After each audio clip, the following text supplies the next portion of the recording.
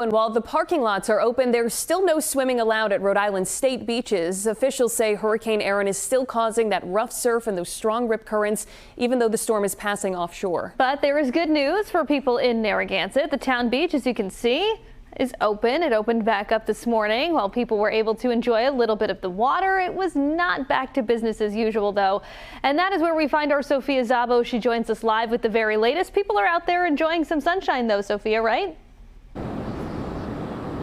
Oh, absolutely. Lots of people here on the beach. The waves still strong and powerful, but they do seem to be getting less intense as time goes on. Now, take a look for yourself. As you can see, we have quite a few surfers out there enjoying those waves. It's actually not the waves themselves that have so many people concerned. It's really what's underneath that tough surf, the tough current rather, and riptide. That's what's putting the restrictions on swimming.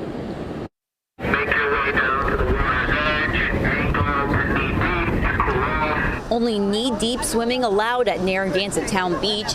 A disappointment for Hannah Gifford, who's celebrating her 20th birthday. I've gone up to my knees, but then I tried to go a little bit past my knees and they blew the whistle, so I was like, all right, I better get out. Surfers, on the other hand, got the go-ahead.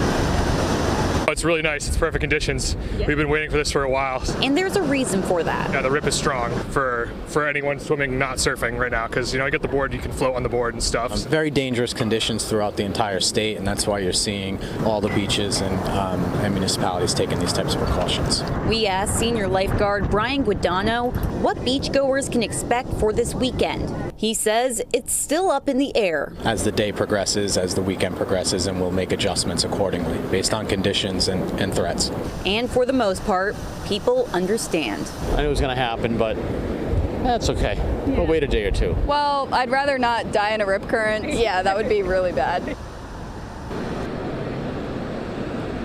All right, we have a horseshoe crab, what it looks like, that has washed up here, probably brought in by those waves yesterday. And as you can see, the water is coming up pretty high against the seawall still. It's creating even less sand on the beach, which is something to definitely keep in mind if you do plan on heading here over the weekend. Now, I want to bring in my colleague, meteorologist Stephen Matregrano, who is in Westport. Stephen, what's it looking like over there?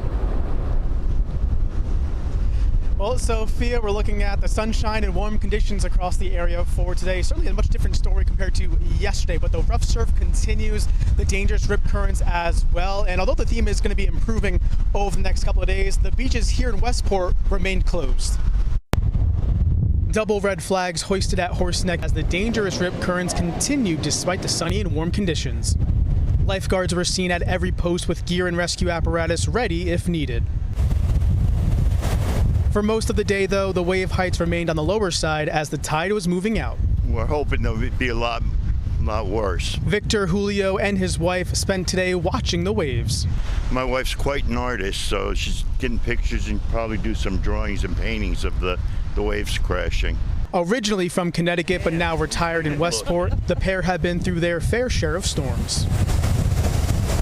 Actually, it's pretty mild. We've been through a couple of hurricanes. We used to live in Connecticut. We got hit pretty hard there. Now, conditions are expected to improve over the next couple of days as we go throughout the weekend. But again, just take those warnings seriously as the officials will continue to monitor the situation. For now, that's all I have in Westport. Back to you guys in the studio. All right, Stephen, thank you. And pictures and video have been coming into our newsroom from across the region showing the power of the storm. Yeah, we want to show you some more. Take a look at this. Alicia Fusaro sending these photos to 12 News today of the waves just off Point Judith Lighthouse. Amazing pictures. And check out this video sent in by Michael Pickerings. It shows the waves at Camp Cronin in Narragansett crashing to the shore, sending those watching at the edge of the rocks running back where they hit. What we've been warning about. Be sure to count on 12 News for continuing coverage of Hurricane Erin and its impacts right here in southern New England.